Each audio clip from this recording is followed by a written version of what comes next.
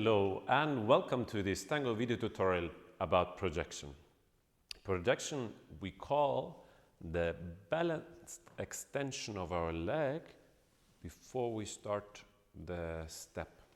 So if we move directly, we would move our center. In the balanced extension, the projection, the axis stays on the same spot. So there is a slight counter movement of the upper body to go into it. We will share with you some exercises individually and in couples. You remember our signature exercise, the butterfly. So we were sending the butterfly up and we call butterfly down. When we do the projection, we have the same idea that when we project, we send the butterfly, and when we call the leg back, we also call the butterfly in. So when we dance, there's a slight expansion also in the embrace. So whatever is happening, the movement is also arriving to the arms. The movement is not a lot, but it's not that there's no movement at all. It could be that the movement is very much internally happening so that you don't see it from outside. So that Iris is sending the butterfly and calling it back, but you will not see it on the video. But I feel it, that it's happening. So let's start with this idea. Let's start with the side projection. So to practice, we ask you to do the movement with the arms a little bit bigger, so we see that there's the expansion and there is the compression.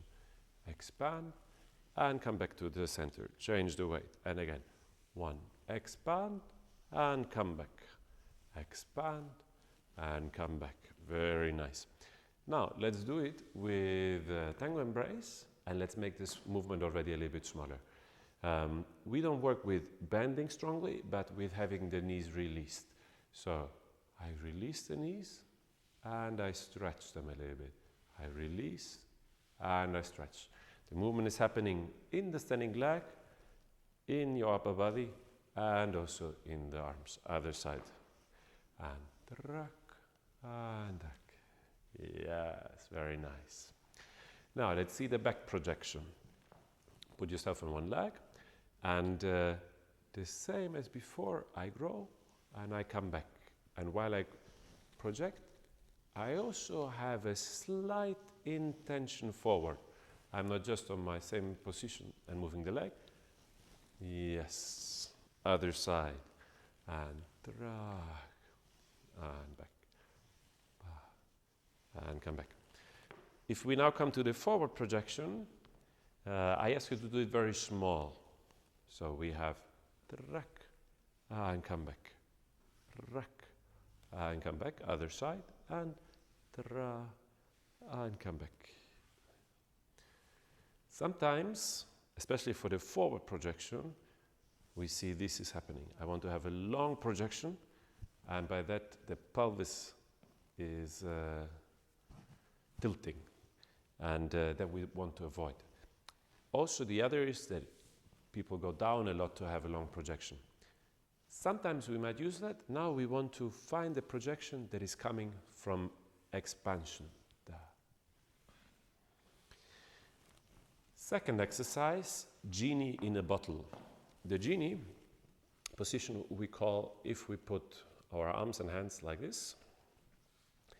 And now we can have the one time alone. The projection as before, so you will feel that there is a slight counter movement when you project with your arms. So your elbows are like trak, versus you would go away.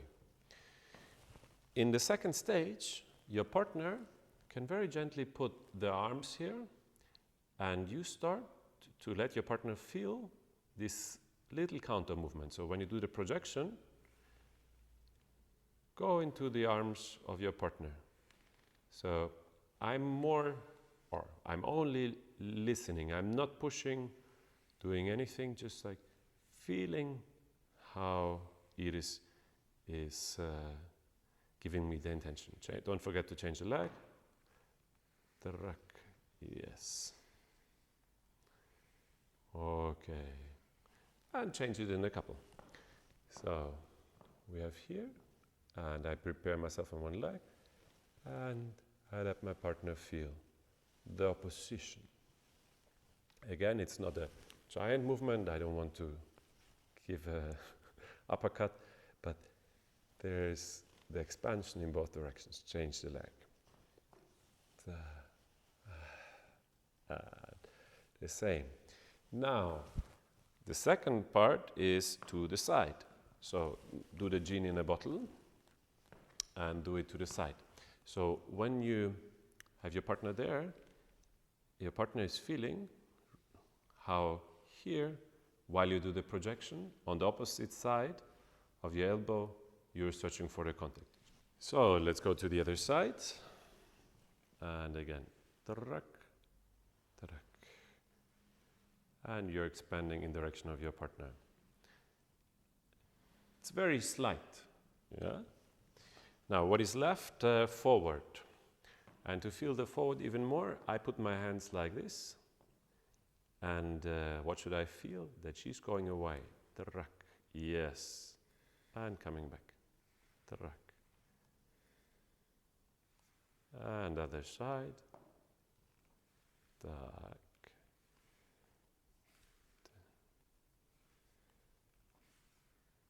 Yes. Very good. There's aesthetic decision that we have to decide before we start. We just started right now, before explaining it. How much outward rotation of our hip do we want? Is our projection a little bit open, or is our projection very much open? We don't want to have a very straight projection. That would not be the tango aesthetic. Sometimes we could measure it in big toes. So sometimes you imagine just having one additional big toe in the center, so it's a rather small outward rotation, or have maybe two. I like, for example, that one. And whenever I do a projection, I keep this relation. So I try not to over-open and take it into a forward step in this direction, but I keep the same outward rotation, forward in all directions. Let's do one still alone in the genie in a bottle position, and let's do all three positions. So I start backward with the right, and back, and come back, back, and come back, side, side, and come back, side, and come back, forward, track. And feel how your back is going for the opposition, and change the leg. And again, back we start. Forward with the arms, other side, so for me to the right, track, and forward, and yes. We now come to the third part of this video, where we want to have the genie in a bottle position as a lead and follow exercise. So we take the position of the genie in a bottle, have the shoulders back and first down. And then when you do the projection, then you will have a little counter of movement. And this is how I provoke the projection, by giving a little bit of pressure, and Iris is coming there. Now, to make her leg come back, I change and I pull a little bit.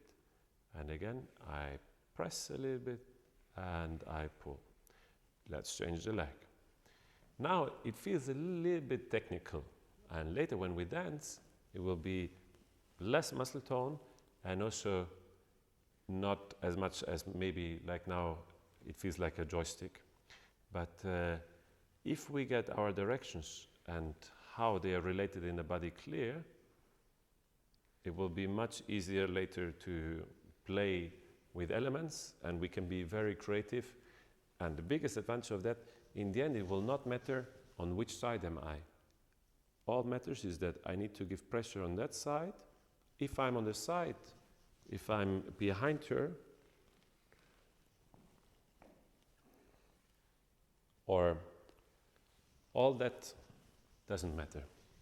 And that's why we like this, and we recommend to practice it, because then you will be far more flexible in applying and especially creating new sequences. Then, once you did it forward,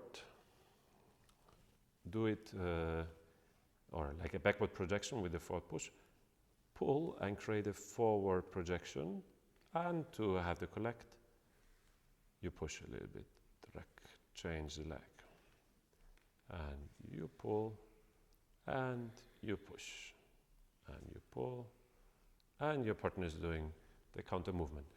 Now let's have the full range, so we can go from backward projection to the center and continue to forward and going to the side, and we could also go to the side,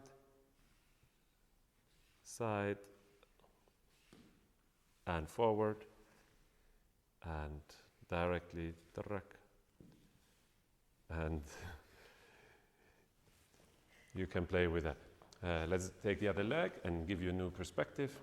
So we had first this leg, I give leg, classical, if in the moment of the center I give an impulse to the side and then to the back, a lapis is happening. Front,